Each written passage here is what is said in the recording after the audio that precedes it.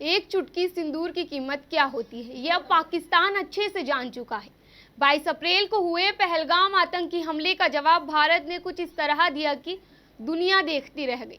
Operation सिंदूर के तहत भारतीय सेना ने आधी रात को पाकिस्तान और पीओके में छिपे आतंकियों के 9 ठिकानों पर एयर स्ट्राइक कर दी और सिर्फ 25 मिनट में आतंक का पूरा चेहरा मिटा दिया।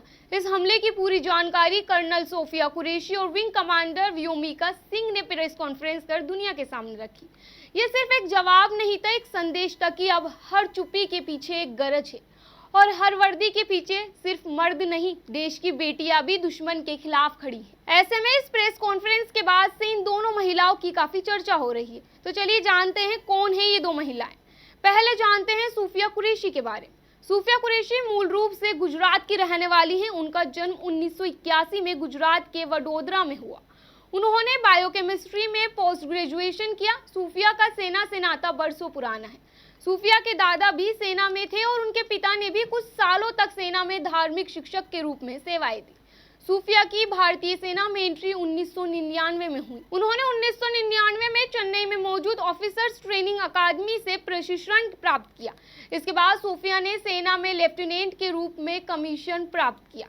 साल 2006 में सूफिया ने कंगो से संयुक्त राष्ट्र शांति स्थापना मिशन में सेना पर्यवेक्षक के रूप में सेवा दी। वो 2010 से शांति स्थापना अभियान से जुड़ी रही। पंजाब सीमा पर ऑपरेशन पराक्रम के दौरान उनकी सेवा के लिए उन्हें general officer commanding in chief का प्रशंसा पत्र भी मिल चुका है। उत्तर पूर्व भारत में बाढ़ राहत कार्यों के दौरान उनके उत्कृष्ट कार्य के लिए उन्हें सिग्नल ऑफिसर इन चीफ का प्रशंसा पत्र भी मिल चुका है। उन्हें फोर्स कमांडर की सराहना भी मिली। लेफ्टिनेंट कर्नल सूफिया कुरैशी उस समय भी सुर्खियों में आई थी जब उन्होंने एक बहुराष्ट्रीय सेना अभ्यास में भारतीय दल की अगुवाई की थी।